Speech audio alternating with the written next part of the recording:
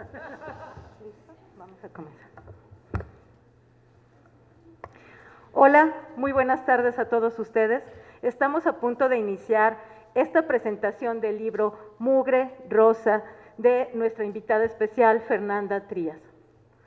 Fernanda nació en Montevideo, Uruguay, y actualmente reside en Bogotá, donde es docente en escritura creativa. Adicionalmente, como sabemos, es escritora y muy buena escritora, es también traductora y ha sido acreedora de diferentes becas y apoyos por la obra literaria que ha producido. Ha publicado diferentes libros, destacan definitivamente La azotea, Cuaderno para un solo ojo y La ciudad invencible. Pero vamos a hablar de Mugre Rosa. En esta novela, Fernanda comenzó a imaginar en su mente un mundo distópico, un mundo donde existía un viento contaminante, un viento que comenzó a hacer que las cosas salieran de su sentido y de su causa natural. Luego se acercó a la enfermedad, se acercó al confinamiento y a las diferentes sensaciones que esto puede provocar. ¿Nos suena familiar? Probablemente sí, pero lo interesante es cómo ella imaginó todo esto antes de que ocurriera una pandemia mundial que precisamente nos orilló a la enfermedad, a pensar en el confinamiento y a pensar en estas sensaciones distópicas de un mundo que de pronto ya no pudimos controlar. Lo más relevante de esta presentación y de la presencia de Fernanda es que ella ha sido acreedora al premio Sor Juana Inés de la Cruz 2021 otorgado por la FIL. Por lo tanto, estamos honrados de tu presencia, Fernanda, y muchas felicidades.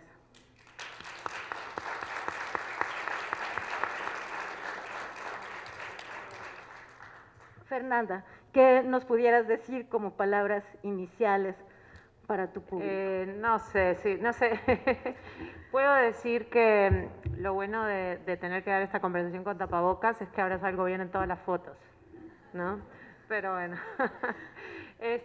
Bueno, muchas gracias. Me encanta esta idea de poder conversar con los lectores, de poder, bueno, los que me conocen saben que yo en redes siempre comparto, reposteo las lecturas que hacen todos los lectores que me etiquetan de mis libros, y es porque eso me parece muy valioso y muy importante, es ese diálogo con los lectores que está por fuera de los circuitos como pueden ser los medios de comunicación, ¿no? y quienes supuestamente están legitimados para dar opinión sobre un libro, como pueden ser los críticos.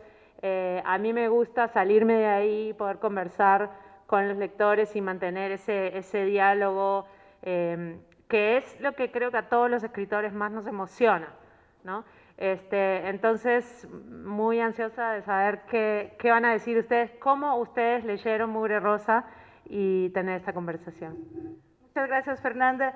Daremos inicio en esta actividad con diferentes apreciaciones que nosotros hemos tenido como lectores, precisamente, más allá de la crítica, sino más bien desde el sentimiento más profundo que este libro y estas letras nos hicieron tener.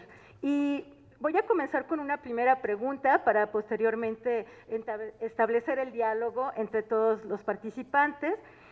A mí en particular me llamó mucho la atención el tema de la enfermedad, la manera en la que tú describes la enfermedad. Sentía yo como si fueras una especialista en el tema, como si fueras una investigadora en los temas de la salud. Y esa sería mi primera pregunta para ti. ¿Cómo es que una autora de un libro puede tener tantos conocimientos de temas médicos y luego tratarlos con tal sensibilidad, con tal poética? Bueno, muchas gracias. Realmente yo sí tengo una larga relación, sí, periférica con los temas de la salud, porque no es de primera mano, evidentemente, no trabajo en la salud, pero todo empieza desde niña, porque mi papá era médico y yo tuve siempre un interés muy grande, pero además crecí en hospitales. Digamos, crecí yendo, acompañándolo y jugando en los pasillos de los hospitales, jugando con estetoscopios o con el aparato de la presión, escuchando hablar sobre temas vinculados a la enfermedad. Luego, con el tiempo, yo, como leías en tu semblanza, soy traductora de profesión, pero me especialicé en la traducción médica. Y desde muy joven, más o menos desde los 23 años, empecé a traducir exclusivamente textos de medicina y, y fue fascinante porque eso me permitió unir, por un lado, mi amor por los idiomas con esa otra profesión frustrada que, por supuesto, nunca me volqué hacia la medicina, pero era algo que me interesaba. Y de esta manera encontré una manera de congeniar mis gustos y aprendí muchísimo en muchos años trabajando como traductora médica. Y de hecho, la enfermedad, que es el síndrome que tiene el niño, que es el síndrome que está inspirado y basado en el síndrome de Prader-Willi, es una enfermedad rara congénita que yo descubrí haciendo traducciones médicas, ¿no? Entonces, descubrí muchas cosas haciendo traducciones médicas, incluido la mugre rosa en sí, o sea, este producto, este subproducto de la industria cárnica, que es una cosa procesada, un aditivo que se usa para rellenar, se mezcla con la carne verdadera y de esta manera se abaratan costos, ¿no? También las descubrí haciendo traducciones. Muchas cosas las descubrí haciendo traducciones y yo eso lo iba guardando en un archivo durante años y sabía que en algún momento iba a usar esa información, pero todavía no tenía ni idea cómo ni cuándo. Y un día se dio que por fin pude encontrar esta historia donde pude meter estas cosas. Muchas gracias. Mariana. Hola. Sí. A mí me pareció de primera mano muy precisa toda la percepción, ¿no?, que se hizo acerca o el pronóstico, ¿no?, que se hizo acerca de lo que iba a pasar en el año siguiente después de que hayas terminado tu libro. Una de mis preguntas y una de las cosas que más me pudo atravesar en mi lectura fue darme cuenta de que la protagonista era la encargada de los cuidados de un niño con un síndrome, pero también de una expareja que se encontraba hospitalizada, ¿no? Tú como mujer, ¿cómo te atravesó los cuidados de personas durante la pandemia? ¿Y cómo fue para ti releerte, ya que estaba sucediendo todo lo que ha pasado, ¿no?, durante los últimos 2 años? Bueno, yo no tuve que cuidar directamente de nadie en la pandemia porque vivo sola en otro país. Entonces mi familia no estaba ni siquiera en el país. Estaban en otros lados y eso afectó de maneras distintas porque eso sí generó algo que todos vivimos en la pandemia, que era el miedo por las personas mayores de nuestra familia y por todos nuestros familiares. Pero luego un miedo específico que estaba vinculado con el no poder hacer nada y con esa sensación de que yo no... Creo que la pandemia nos enfrentó también a esa impotencia de saber que no podemos proteger a quienes querríamos proteger. Eso es un tema que me ha interesado también, que me interesa mucho. Y el miedo también es una emoción que está permeando toda la novela, ¿no? Ese miedo al otro, el miedo a que le pase algo a la madre, al exmarido del que no se logra separar, al niño, y la pregunta siempre está latiendo ahí alrededor de ella misma, como podría ser, ¿por qué a ella no le importa tanto su propia vida y sí está como preocupada y cuidando a los demás? Pero evidentemente yo observo muchas de las cosas que escribo, intereses que me atraviesan, no tienen tanto que ver con experiencias personales, pero sí tienen todo que ver con observar el mundo a mi alrededor. Y sí, este tema de los cuidados me parece muy importante, como decías, casi siempre recaen los cuidados en las mujeres, se espera que va a ser la hija mujer la que va a cuidar a los padres ancianos, etcétera. Y también porque creo que las mujeres suelen ponerse en una posición en la que se ponen detrás de los intereses de los demás, ¿no? Entonces, ahí en la novela yo estaba trabajando varios temas y en ese sentido sí creo que estaba haciendo algo que me parecía difícil y que me podía salir mal, porque estaba tratando muchos temas, a diferencia de mis otros libros, donde en general estaba tratando un solo tema en el libro. Entonces acá estaba tocando muchas cosas y ustedes ya las están mencionando, y la idea, y todo el tiempo era ver cómo hacía para mantener el equilibrio de todos estos temas que yo quería tocar y que no se me descalabrara ninguno. Gracias. Sofi, por favor. Bueno, ahorita que platicaba un poquito sobre los sentimientos, a mí eso fue algo que me influyó como mucho en mí, ¿no? Que a lo largo del libro yo estuve como fijándome en los sentimientos que tenía ella, sus emociones, cómo iban avanzando a lo largo del libro, de las situaciones que ella pasaba.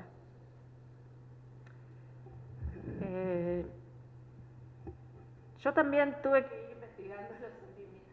Pasó. No presté. Yo también fui durante la escritura tratando de entender qué sentía esta protagonista, ¿no? Porque la manera en que yo escribo siempre empiezo a ciegas y de alguna manera voy abriendo y despejando la maleza en torno a eso. Yo misma me preguntaba por qué esta protagonista no se salva, es decir, no tiene ese primer impulso que es yo me voy de acá y que los demás se arreglen, ¿no? Estando en un entorno tóxico, en un entorno peligroso donde todos estaban a merced del viento y del viento venenoso de la novela, y que en cualquier momento esa enfermedad estaba acechante, ¿no? Era la amenaza de la enfermedad constante.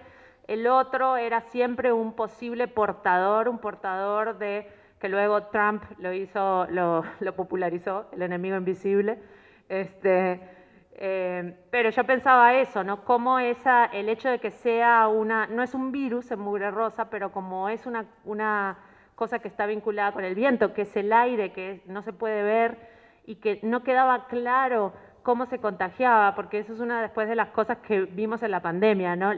La confusión que genera la falta, porque como se está viviendo en tiempo real y se está tratando de entender la nueva epidemia en tiempo real, no se saben montones de cosas y circula mucha información falsa y circula hay mucha confusión, hay mucho miedo. Y entonces yo me preguntaba, ¿por qué ella no se salva? Y ahí empecé a desbrozar un poco sus emociones. Evidentemente, eso es lo que a mí más me gusta a la hora de escribir y también es lo que más disfruto al leer. No sé, creo que todos los que escribimos tratamos casi siempre de escribir lo que nos gusta leer. Y a mí lo que me interesa son esas complejidades del alma humana, como entender una personalidad ya de por sí me parece una cosa supremamente misteriosa. Entonces, lo que sí me gusta es como trabajarlo eso en toda su complejidad, quiere decir en toda su gama de grises, y que el personaje no te queda claro, ¿no? Como que vos lees con mucha intriga por entender qué le pasa a esta persona por la cabeza, qué puede estar sintiendo para tomar esta decisión. Y en ese intento de entender, para mí hay un acercamiento hacia la empatía, al otro, ¿no? Como darte cuenta que todo el mundo es un mundo, todo el mundo es un mundo. Edgar. Siguiendo con esto, me llama mucho la atención en esta novela el discurrir de conciencia de la personaje, porque nos revela muchas cosas y yo le hago aquí un comentario. Me parece que la epidemia que toma ella la toma como un pretexto para salvar su soledad.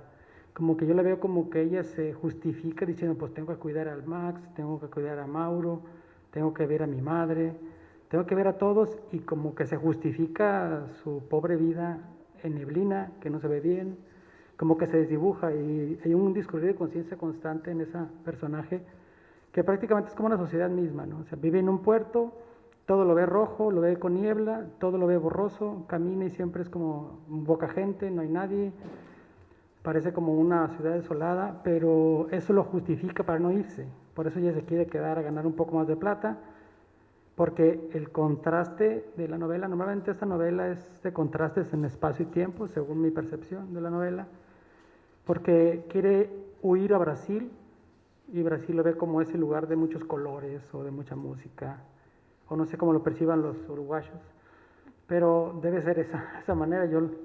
Acá percibimos Brasil como algo diferente, tal vez. Pero es como ese no estar en la niebla, ¿no? No estar en un puerto, es un puerto frío, seguro en invierno, porque menciona por ahí que es mayo, y es un invierno que aplasta, pero yo creo que le cayó perfecto para, para justificar que está viva, pues. Dentro de esa pobre muerte que tiene ya, o una muerte anunciada, agarrando un poquito las palabras de Gabriel C. Márquez, pero esa personaje sí es la que construye todo esto, entonces tal vez la mugre rosa es ella, porque ve su misma vida como algo sucio, ¿no? Bueno, un pequeño comentario. Bueno, muchas gracias por compartir esa lectura. Me parece muy interesante. Sí, pensaba mientras hablabas que cuando estamos en un estado de duelo, que es el estado en el que está la protagonista, porque la protagonista está haciendo un duelo por una cantidad de cosas perdidas, de relaciones perdidas, pero también de un mundo perdido y también de una infancia perdida, ¿no? Es como ese paraíso que ella siente haber perdido, esa mujer que era como una madre, que también que murió, esa cuidadora de Elfa. Entonces, creo que cuando estamos en un duelo, naturalmente todos querríamos que el mundo entero estuviera en duelo. Siempre hay una una sensación de irrealidad muy grande que genera el hecho de que vos sientas que el mundo está derrumbado y todos los demás siguen viviendo como si tu mundo no se hubiese derrumbado, ¿no? Entonces, está esa sensación y tal vez eso, y tal vez quedarse en ese lugar fantasmal, en ese lugar que está devastado, esa ciudad abandonada, etcétera, que son las ruinas de ese mundo que conoció, que es lo que queda de eso que alguna vez fue feliz para ella, sea una manera de soportar su pérdida, ¿no? A mí me obsesiona mucho el tema de la pérdida y el tema de cómo procesamos, cómo digerimos los duelos y cómo salimos de ahí, de ese pozo, o no salimos, que ese es a veces lo que pienso, ¿no? Que tal vez no salimos. Entonces, pero yo también pensaba en que ella se queda como un gesto de resistencia. Ahora, la pregunta es, ¿en qué sentido eso podría ser una resistencia, quedarse en ese lugar, ¿no? Ella de alguna manera mira a mal los que corrieron rápido a irse de ahí y a buscar un resguardo en un lugar seguro. Y eso me hizo acordar, o sea, yo pensaba, una de las lecturas que fueron importantes para mí en ese momento, ya la había leído, pero digo que la releí como una referencia consciente, fue Voces de Chernobyl, de Alexievich, de Svetlana Alexievich, y justamente en Voces de Chernobyl hay unos varios voces, son testimonios de personas que estuvieron en el accidente nuclear, que vivían ahí en el accidente nuclear de Chernobyl.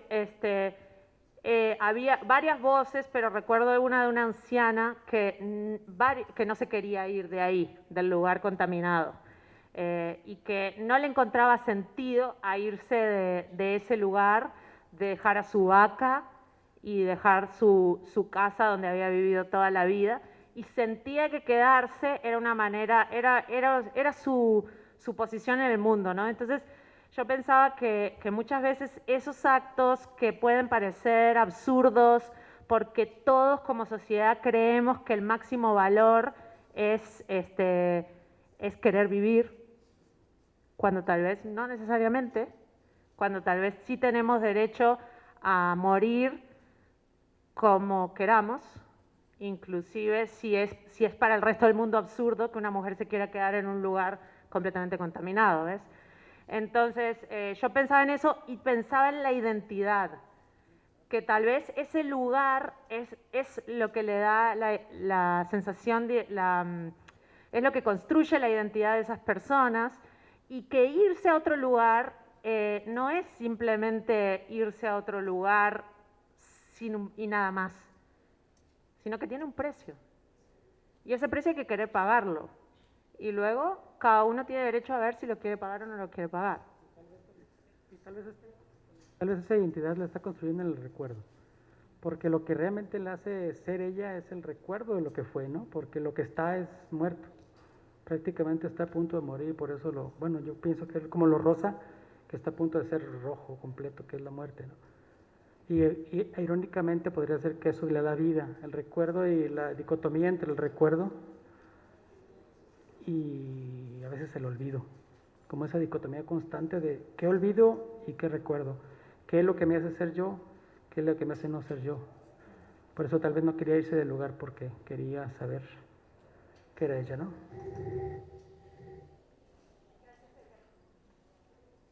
Muy bien.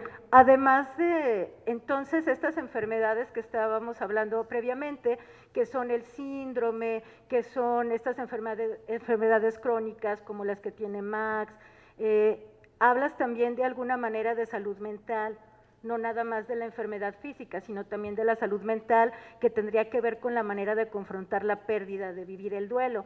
Y aquí me pongo a reflexionar sobre cómo mencionabas anteriormente que mugre rosa es un término que aprendiste haciendo traducciones, pero también descubriendo que es un aditivo que se le pone a la carne procesada.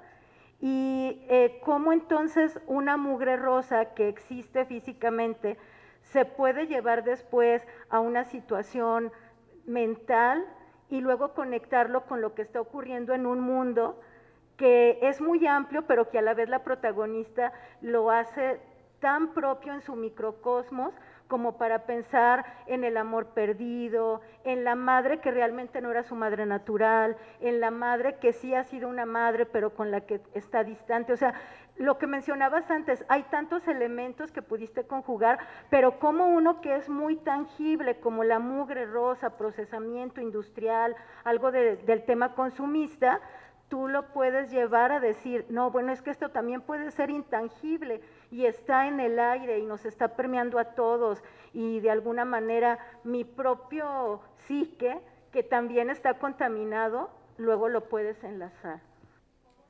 Hacerlo o cómo una cosa material la haces tan intangible y tan internacional, ¿no? Como para que…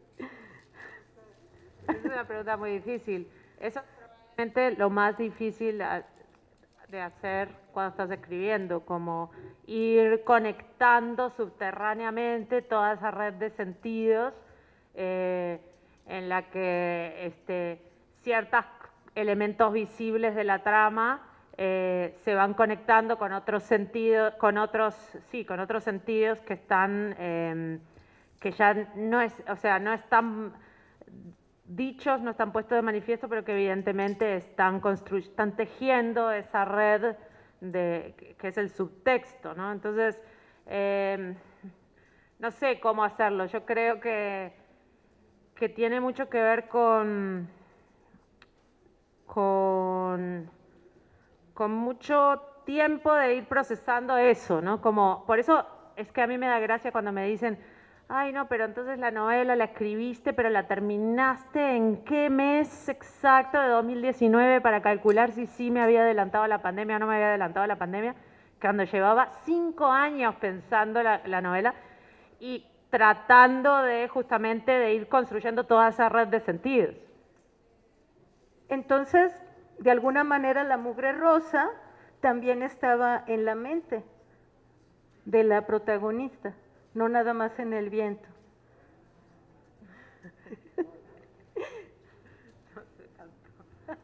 Podría ser, esa sería mi interpretación. Mariana.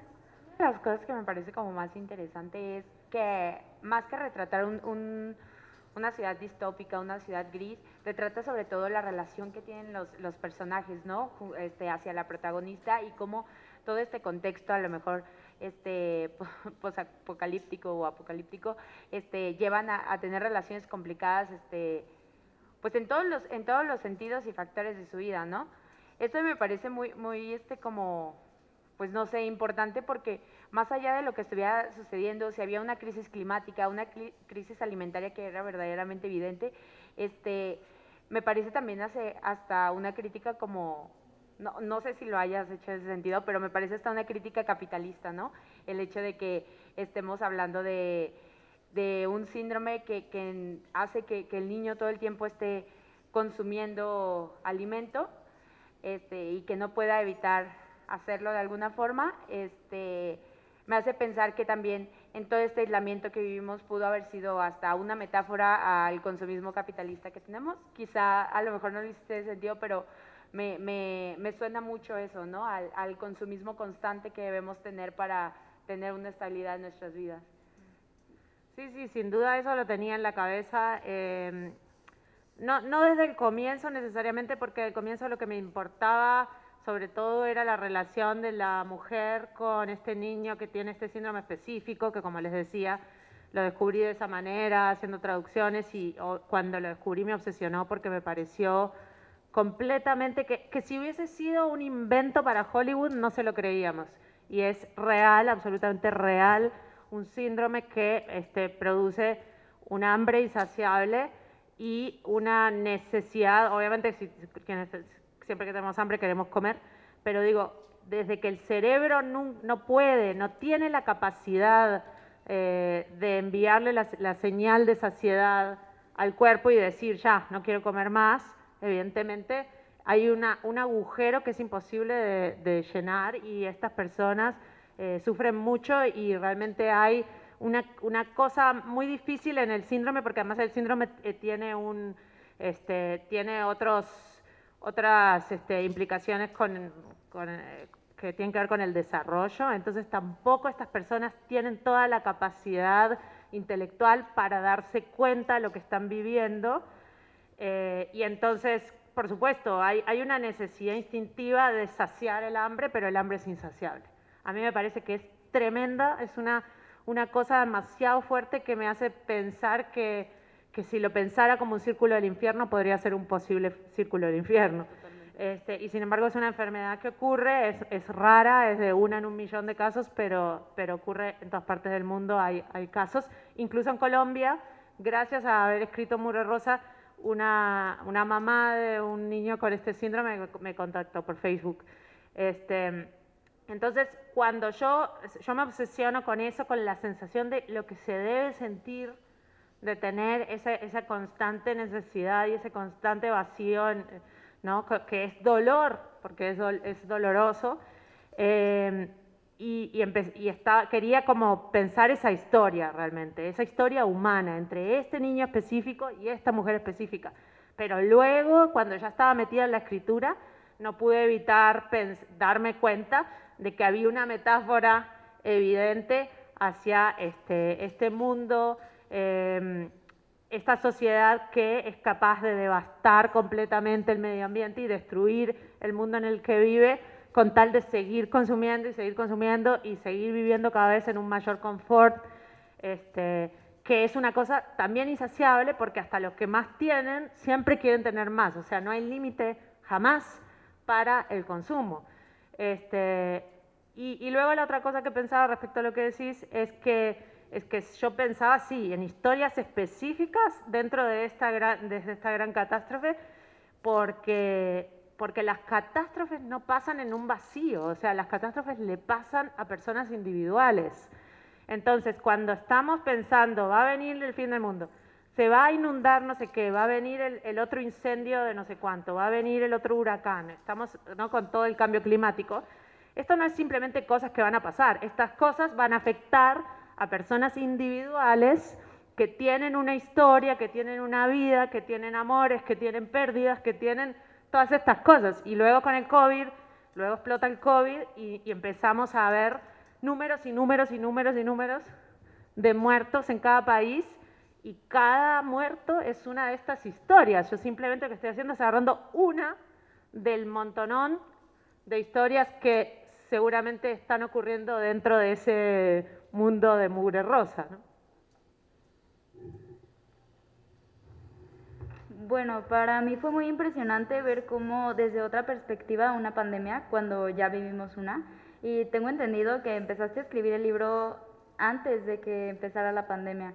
Entonces, yo quiero saber qué fue para ti el empezar a escribir sobre una y de repente entrar a una, qué sentiste, qué fue lo que más te impactó. No sé, o sea, la verdad es que yo estaba tan metida en el tema ambiental, como que esto era una catástrofe ambiental, que no la asocié inmediatamente con el tema del virus. Cuando empieza lo de la pandemia, el virus, no pensé, esto ya lo escribí. Fueron otros los que me lo dijeron.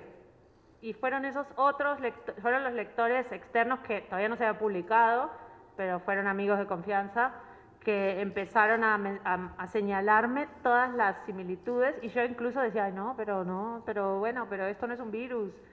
Y luego, yo nunca la he releído entera, no la volví a releer entera, pero sí he leído pequeños pasajes para leer en voz alta, y a veces me ha pasado de quedar yo misma sorprendida, como, no, porque además no me acordaba, entonces digo, wow, ahora entiendo por qué les sorprendía.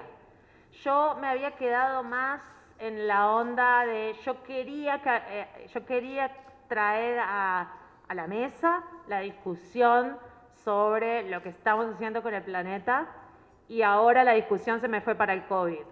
Y eso a mí o sea, como que de alguna manera yo no quería eso, como que quedó opacado detrás del COVID, ¿no?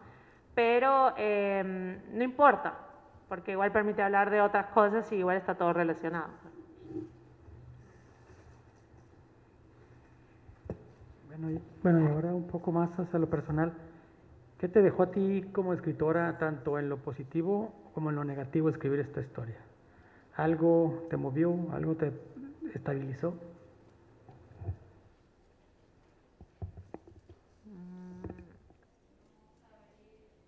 No sabría bien cómo responder esa pregunta, porque yo no creo necesariamente en la escritura como catarsis, en que escribir ese texto me va a mí a ayudar a algo, sino que siempre me parece que para cómo yo escribo para mí escribir es explorar unas preguntas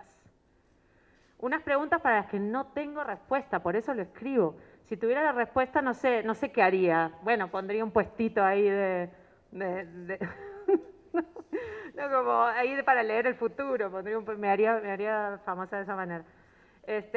No tengo las respuestas para esas cosas, y entonces evidentemente como son temas que además me atraviesan y me duelen, y no tengo las respuestas, explorar esas preguntas es el motivo por el que estoy escribiendo, y casi siempre llego al final sin que eso me aclare demasiado.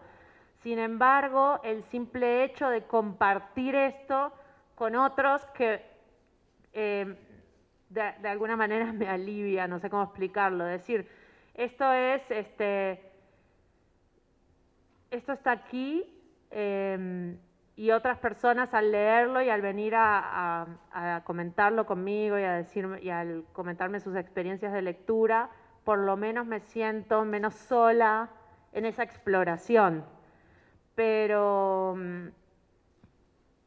estrictamente ni me soluciona el miedo que yo tengo a los problemas que están ahí planteados, ni mucho menos se lo va a solucionar al mundo. Sabes, Fernanda, que cuando mencionabas cómo cada lector, por supuesto, va a saber si esta polución de alguna manera está en el interior, en el exterior, no tenemos las respuestas, ni siquiera el autor tiene las respuestas, menos los lectores, y cada uno le damos nuestra interpretación.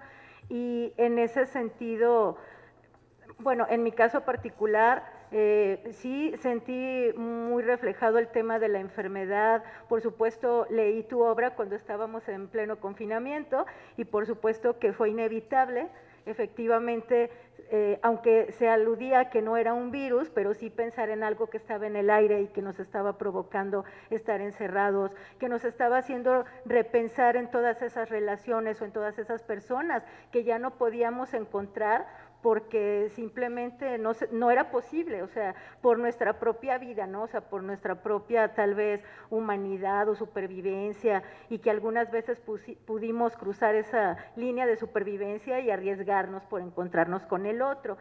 Y esa es mi percepción, y aquí estamos escuchando percepciones de otros lectores. En tus redes sociales, dado que eres, como decías, muy activa y estás muy cercana a otro tipo de lectores, no solamente los que tenemos esta oportunidad de estar hoy en un evento de literatura, sino el cotidiano que te lee y te escribe, ¿cuáles son las opiniones o las temáticas o esas sensaciones más recurrentes que estos lectores te han dicho sobre Mugre Rosa? Casi siempre tienen que ver con los temas que les tocaron muy íntimamente, ¿no?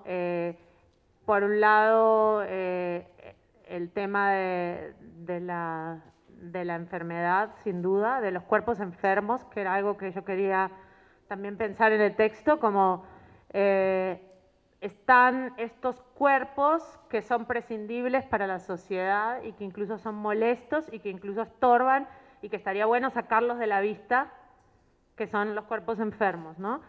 Entonces, muchas personas se sienten identificadas en ese sentido. Por ejemplo, algunos mensajes muy bonitos y conmovedores de lectores que tienen hijos con síndrome del espectro autista, porque este síndrome se toca en muchos aspectos, como en la construcción del personaje del niño, podría verse, sacando el lado del hambre, en el resto de las características, digamos, es parte del espectro autista. Entonces me mandaron algunos mensajes,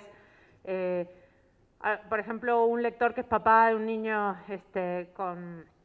con autismo, a decirme, me parecía estar viendo a mi hijo.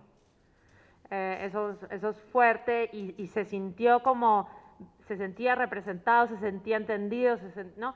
Y sobre todo porque lo que me decían, me han rescatado, es que el niño está construido de una manera en que está existiendo ahí con toda su humanidad. Porque justamente la protagonista piensa en eso, ¿no? Como ella al principio lo ve al niño como un síndrome. Ella mira y ve a un enfermo. ¿Y qué es lo primero que vemos cuando tenemos por adelante nuestro una persona que está enferma? Vemos la enfermedad. Detrás está la persona. En vez de, o una persona inválida, una persona con lo que sea que tenga, ¿no? Y ella va mutando a lo largo del libro, porque va encariñándose, va construyendo una manera de maternar a este niño, ¿no? Y va entendiendo, y ese es su descubrimiento, que el niño es una persona completa como es, tal cual, y que tiene mucho para aportar tal cual. No es una enfermedad que hay que curar, y una vez que lo curen, ahí sí va a empezar a ser persona, ¿no? Entonces, por ese lado sí, y eso que se relaciona con temas de la maternidad, también me han hablado mucho de eso.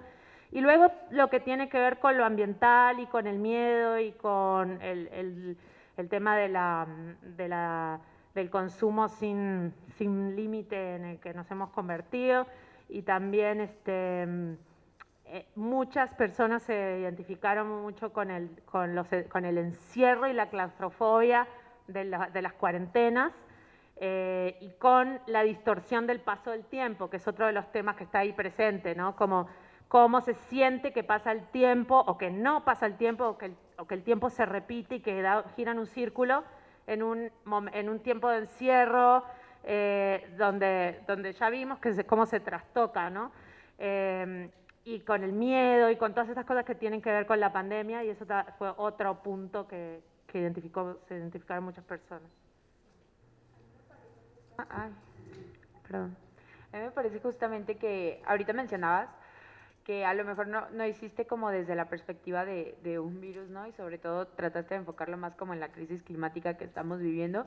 Y me parece justamente que lo que estamos viviendo en este momento, pues, de lo del COVID, es justamente el resultado de una mala gestión, con nuestros recursos naturales, una mala relación que tenemos también con el medio ambiente, con los animales, y justamente esto fue lo que pues provocó la crisis de salud, ¿no? Que estamos viviendo en todo el mundo, ¿no?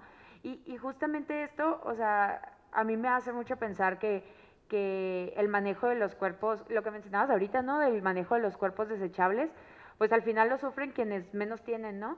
Quienes más, quienes no tuvieron la oportunidad de aislarse, de vivir tiempo en sus casas, ¿no? Para protegerse, pero también hay ejemplos de personas, ¿no? Que simplemente salieron a las calles por soberbia y se contagiaron de esta enfermedad, ¿no? Y me parece un ejemplo como muy claro, ¿no? Que das ahí en el libro de cómo hay una división de clases entre quienes de plano sabemos que la van a pasar mal y que su final es inevitable, y quienes están muy tranquilos porque saben que tienen los recursos o el privilegio de alguna forma de que no va a suceder nada, ¿no? Y pues sí, es una crítica interesante también como al sistema de desigualdad que hay en todos lados.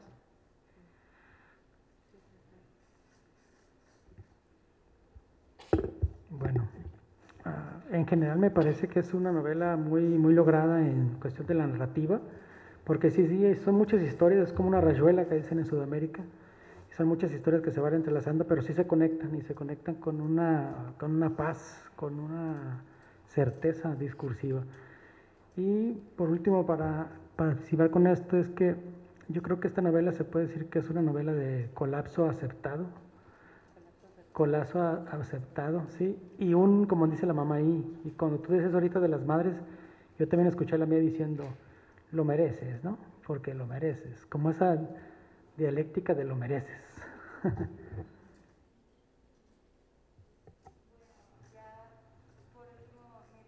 La pregunta más bien es,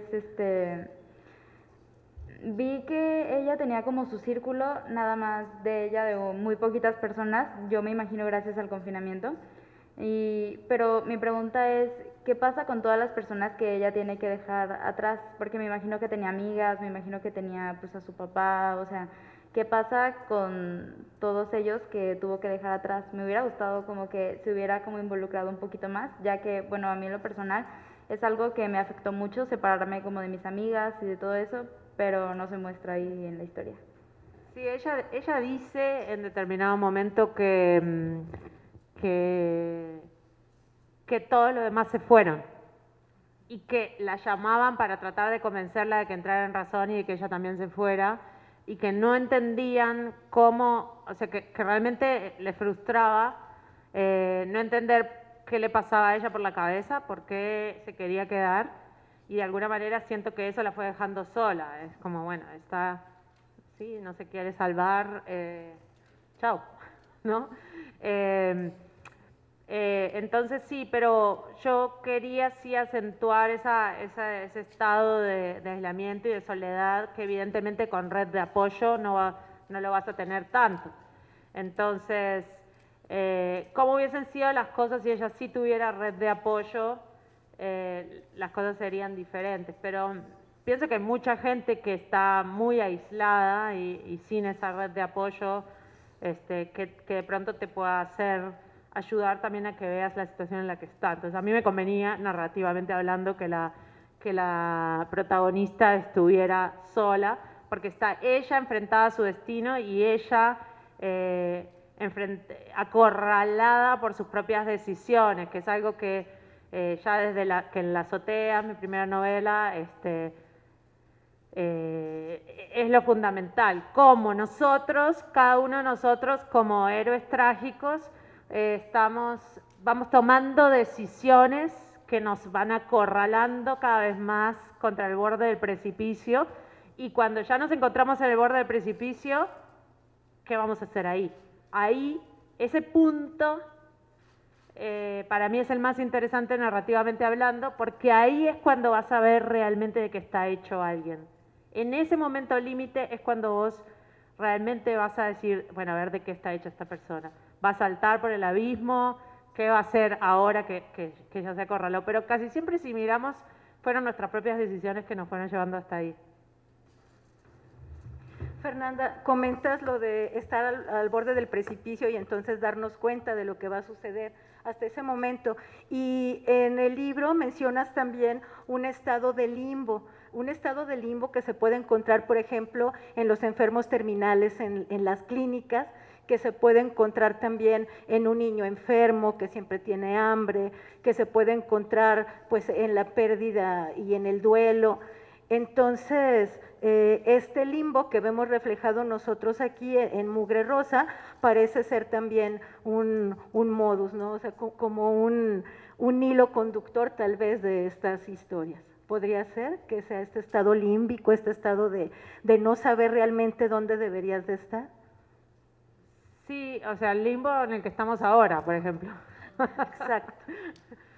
No, sí, porque cuando yo me planteé desde dónde cuento esta historia, o sea, no es una de las primeras preguntas que un narrador se hace, desde dónde está contando esta historia este personaje. La está contando desde, ok, esto ya ocurrió, o sea que la está contando desde el futuro hacia atrás, ¿no? Bueno, pero es un pasado lejano, es un pasado cercano, porque también de eso va a depender muchísimo, porque es la distancia psíquica de lo que tiene el personaje de los hechos. Y es muy distinto como yo voy a contarles a ustedes hoy lo que me pasó el año pasado que lo que me pasó hace 10 años. Hay una distancia afectiva y todo que hace que yo procese las cosas distintas. Entonces esa pregunta me costó porque estaba buscando ese lugar. Yo lo que quería era que fuera, vos decís limbo, puede ser que te haya dado esa sensación porque yo quería que estuviera en relación a la catástrofe como no post-apocalíptica, sino que estuviera pasando al mismo tiempo que lo está viviendo, pero que ya había empezado, pero todavía no había terminado, digamos. Entonces eso te da una sensación rarísima que luego la vivimos con la pandemia, que es, no sé, todavía no me doy cuenta si esto es el fin del mundo, porque todavía no lo sé. Entonces, no sé si lo que estoy viviendo es el fin del mundo, tal vez pueda hacer la negación y pensar que no, que esto va a pasar como varios que están ahí en la historia, o tal vez sí o tal vez no, pero entonces te da tan poca distancia con los hechos que es muy difícil ver, es un estado de confusión y es un estado de neblina, ¿no? Y ese era el tiempo en el que quería poner a la narradora y por eso tenés esa sensación de limbo porque evidentemente no se sabe, no hay una manera todavía de comprender los hechos y ella está obsesionada con reconstruir, obsesionada con comprender los hechos, pero como no hay distancia no se pueden comprender. Fernanda, muchísimas gracias por haber dialogado con nosotros. Nosotros como lectores y todos los que estamos aquí presentes agradecemos mucho que nos dejaras permitir comprender mejor a la protagonista de tu historia, también a los diferentes personajes que transcurren en ella, que seguramente muchos de nosotros nos hemos identificado en alguno de ellos o tal vez en varios de ellos. No sé si mis compañeros tengan algún comentario muy breve para cerrar. No, pues más que nada, Fernanda, agradecerte, felicitarte también por el premio que recibes en estos días y pues nada, que eres bienvenida a Guadalajara, a la FIL. Pues que felicidades por la historia, por platicar con nosotros un poco, por dejarnos también conocerte un poco. Y también es como una dicotomía entre el inicio y el final, ¿no? Siempre es como, ¿dónde está la línea del final y del inicio, ¿no? Todo el tiempo. Gracias. Muchas gracias a ustedes y muchas gracias a todos los que están acá hoy acompañando.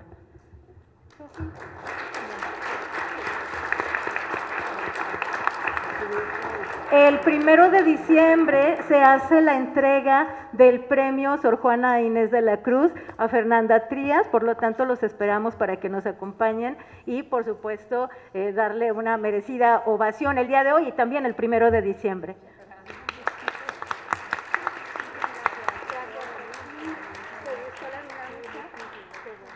Muchísimas gracias.